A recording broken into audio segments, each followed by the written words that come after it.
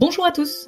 Cette capsule vidéo est réalisée dans le cadre du cours de sociologie donné au niveau de la formation AESS et a pour thématique « Faut-il recruter des enseignants sans titre pédagogique ?»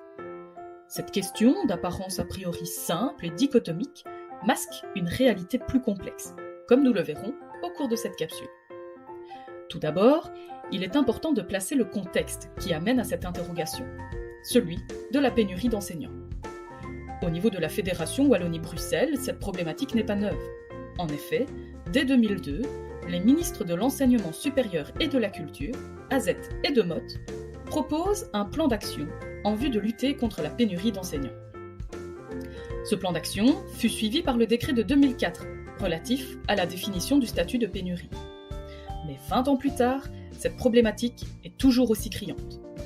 Comme en témoigne la liste des fonctions en pénurie sévère publiée au Moniteur belge, où l'on constate que la pénurie concerne aussi bien les filières générales, techniques ou professionnelles.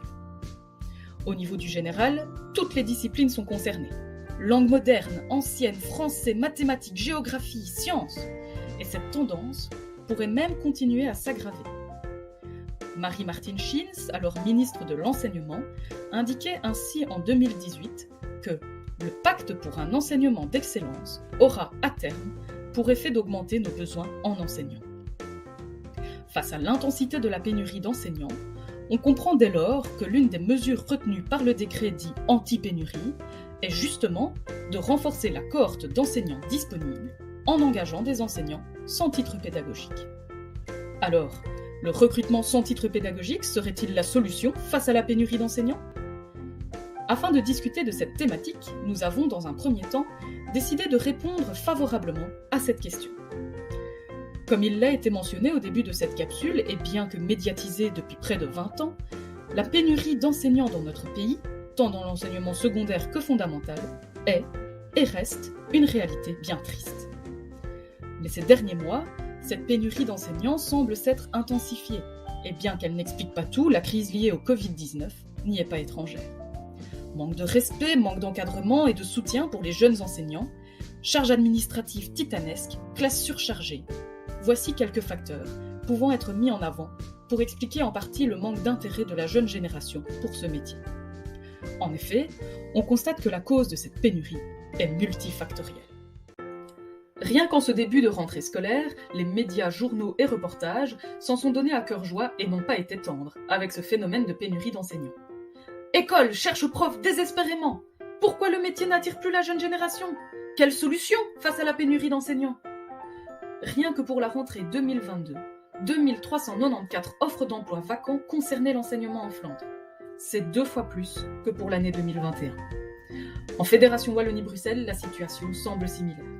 La réalité du monde de l'enseignement est là et il faut faire avec. Il n'y a pas assez d'enseignants pour toutes les écoles, et pour peu qu'une école ait des caractéristiques un peu différentes des attentes du professeur, ce dernier a l'opportunité du choix pour s'orienter vers un autre établissement. À défaut de trouver des personnes ayant des titres requis, les écoles n'ont pas d'autre choix que de faire appel à des personnes qui ont un titre suffisant, voire de pénurie. Les élèves se trouvent donc encadrés par des personnes qui n'ont ni l'expérience, ni les compétences pédagogiques. Est-ce la solution ? Pas vraiment. Mais les écoles, démunies d'enseignants, ont-elles un autre choix que de recruter des professeurs sans titre pédagogique ? Eh bien, pas vraiment non plus. Il faut savoir qu'il n'y a pas de réelle barrière pour enseigner dans un contexte de pénurie. En effet, dans ce cas bien précis, un individu sans formation ou titre pédagogique peut enseigner, ou du moins commencer à se lancer dans l'enseignement. Bien évidemment, et fortement accentué ces dernières années par la réforme des titres et fonctions de 2016, il ne sera jamais prioritaire sur un individu possédant le titre requis ou un titre pédagogique. Cependant, cette situation particulière permet à des individus ayant une formation relative à la branche ou matière à enseigner de se lancer dans le monde de l'enseignement. Et c'est peut-être pour eux le moyen de se reconvertir professionnellement, d'avoir de nouvelles opportunités, d'exercer un métier passionnant et riche de sens, de se découvrir une vocation et ou une fibre pédagogique, de faire découvrir leur métier, comme dans le cadre de l'enseignement technique ou professionnel, d'exercer une activité complémentaire ou tout simplement de tenter l'expérience de l'enseignement. Il ne faut pas forcément avoir une formation pédagogique pour vouloir enseigner. Et l'absence de celle-ci n'est pas forcément un frein à l'entrée dans le métier, mais plutôt un frein à la stabilité de l'emploi. D'ailleurs, ces individus qui entrent dans le métier ont la possibilité, tout en continuant d'enseigner, de suivre la formation pédagogique adéquate en haute école ou à l'université afin d'acquérir les clés, outils et compétences pédagogiques nécessaires et utiles au métier d'enseignant. On peut également signaler que l'axe 2 du pacte pour un enseignement d'excellence, centré sur les acteurs de l'éducation, autrement dit les enseignants, énumère plusieurs pistes qui peuvent être mises en œuvre dans le soutien de nouveaux enseignants.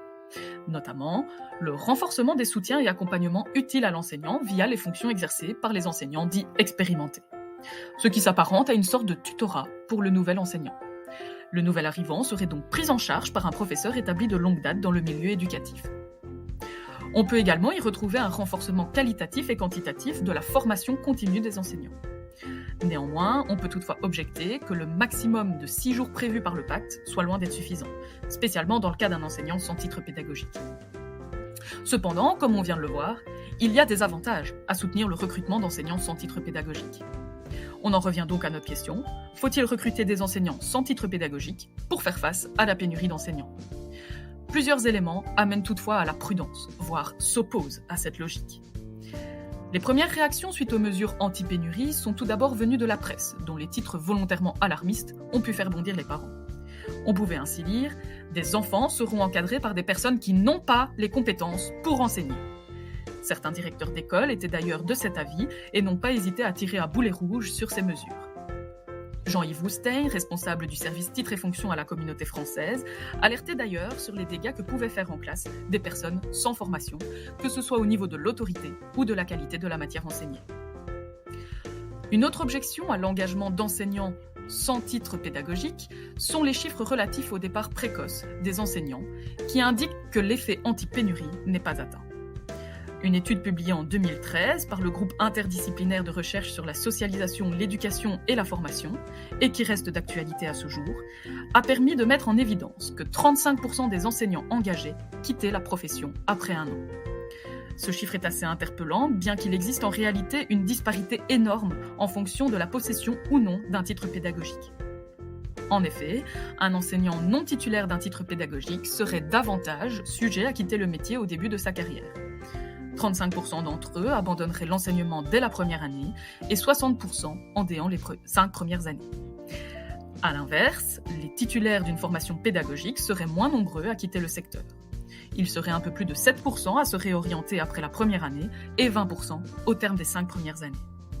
L'engagement de non-titulaires d'un titre n'est donc pas une solution pérenne au problème de pénurie, mais au contraire, participe à la continuation d'un cercle vicieux. Enfin, et malgré l'axe 2 du pacte pour un enseignement d'excellence discuté précédemment, l'accompagnement des nouveaux enseignants est loin d'être une réalité sur le terrain. Laurent Divers, chargé de mission à l'administration générale de l'enseignement, n'hésitait d'ailleurs pas à comparer les nouveaux enseignants à des mouchoirs en papier que l'on jette à la poubelle lorsqu'on n'en a plus besoin. En effet, l'enseignant expérimenté est très protecteur de son emploi. Il est en cela bien aidé par le système actuel qui laisse un délai de 5 ans à un professeur nommé ayant quitté son poste pour y revenir et éjecter de fait son remplaçant. La réalité de ce système pervers fait qu'en 2017-2018, 2/3 des nouveaux enseignants n'ont pas travaillé le dernier jour de l'année scolaire. Tout simplement parce que de nombreux enseignants en congé de maladie et remplacés par un collègue reviennent à l'école ce jour-là pour ne pas être considérés comme malades durant leurs vacances. On le voit. Loin d'être un milieu d'entraide et de tutorat, le milieu professoral est en réalité hyper concurrentiel. On comprend dès lors mieux le taux de sortie des nouveaux arrivants, et spécialement ceux n'ayant aucun titre pédagogique, seul Graal permettant à terme une stabilité dans le système éducatif. En conclusion, nous pouvons dire que l'absence de titre pédagogique n'empêche pas de débuter dans l'enseignement. Cela permet de se faire une idée du métier lors d'une reconversion professionnelle et semble répondre a priori à la problématique de la pénurie d'enseignants. Cependant, seule l'obtention du titre pédagogique assure une garantie de stabilité du métier d'enseignant et n'induit pas une sortie précoce prononcée après 1 an dans un milieu qui reste très protecteur et hyper concurrentiel. De plus, seule une formation et des outils pédagogiques essentiels au métier d'enseignant permettent d'être pleinement à même d'affronter les réalités scolaires.